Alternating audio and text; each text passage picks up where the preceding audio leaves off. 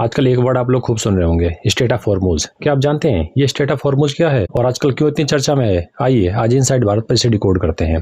State of Hormuz यानी मात्र 33 kilometre चौड़ा समुद्री रास्ता, लेकिन ग्लोबल इकोनॉमी की चाबी छुपी हुई इस रास्ते में। स्टेट मतलब समुद्र में एक ऐसा सकरा रास्ता जो दो बड़े जल निकायों को आपस में जोड़ता है। स्टेट ऑफ हॉर्मुज भी पर्सियन गल्फ और गल्फ ऑफ ओमान को आपस में जोड़ता है। इसके माध्यम से ही फारस की खाड़ी का सीधा संपर्क अरेबियन सी और आगे चलकर इंडियन ओशन से होता है। इस स्ट्रेटेजिक रास्ते के एक तरफ तो ईरान है और दूसरी तरफ ओमान और यूएई है। इसकी लंबाई 167 किलोमीटर है और चौड़ाई मात्र 33 किलोमीटर। इसका सबसे संकरा हिस्सा तो इतना छोटा है कि आप एक किनारे से दूसरे किनारे के पहाड़ों को भी देख सकते हैं। अब सवाल यह है कि यह इतना इंपॉर्टेंट क्यों है। देखिए, इसे दुनिया का ऑयल चौक पॉइंट कहा जाता है। दुनिया के कुल समुद्री तेल व्यापार का लगभग 25% हिस्सा और 20% नेचुरल गैस इसी रास्ते से होकर गुजरती है। सऊदी अरब, इराक, यूएई, कुवैत जैसे बड़े देश अपने एक्सपोर्ट के लिए इसी रास्ते पर निर्भर हैं। यहाँ बड़े जहाजों के आने जाने के लिए दो मेन शिपिंग लेन्स हैं, जिनमें से प्रत्येक की चौड़ाई लगभग 3 किलोमीटर है और दोनों लेन्स के बीच में 3 किलोमीटर का एक बफर जोन रखा गया है ताकि जहाजों के आपस में टक्कर ना हो। अगर यहाँ एक भी टैंकर रुक जाए या टैंकर पर हमला हो जाए तो पूरी दुनिया में तेल की कीमतें आसमान छूने लगेंगी। यानी आपकी जेब का बजट भी इसी रास्ते से तय होता है।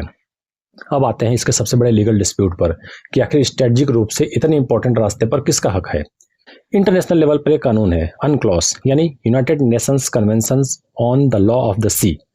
इस कानून के तहत इसे एक इंटरनेशनल स्ट्रेट माना जाता है। यहाँ ट्रांजिट पासेज का नियम लागू होता है। इसका मतलब है कि दुनिया के किसी भी देश के जहाज, चाहे वो कॉमर्शियल हो या मिलिट्री, उन्हें यहाँ से बिना रोक टोक के गुजरने का पूरा अधिकार है। लेकिन ईरान के मामले में मामला थोड़ा टेढ़ा है। ईरान ने स्टेट ऑफ हॉर्मुज को इंटरनेशनल स्ट्रेट मानने वाली इस ट्रीटी पर साइन तो कर दिए हैं, लेकिन ईरान की संसद ने इस ट्रीटी को कभी भी आधिकारिक रूप से मंजूर नहीं किया है। इसके पीछे ईरान का तर्क है कि यह स्टेट उसके टेरिटोरियल वाटर्स की श्रेणी में आता है, यानी इसे वह अपनी मर्जी से कंट्रोल कर सकता है। जब भी ईरान पर इंटरनेशनल सैंक्शंस बढ़ता है तो वह इस रास्ते को बंद करने की धमकी देता है, जैसे आजकल हो रहा है। यूएस और इजराइल के अटैक के बाद उसने इस रास्ते को फिजिकली बंद करने के बजाय वहां पर सिक्योरिटी रिस्क पैदा कर दिया। ईरान पहले भी ऐसा कर चुका है। और जैसे ही स्टेट ऑफ हॉर्मुज में तनाव बढ़ता है, ग्लोबल ऑयल मार्केट में हड़कंप मच जाता है।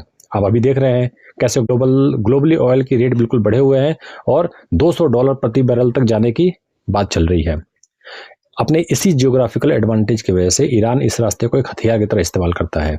तो आपको हमारा वीडियो कैसा लगा कमेंट में जरूर बताइएगा और ऐसे ही डेप्थ एनालिसिस के लिए इनसाइड भारत को सब्सक्राइब करिएगा। Thank you.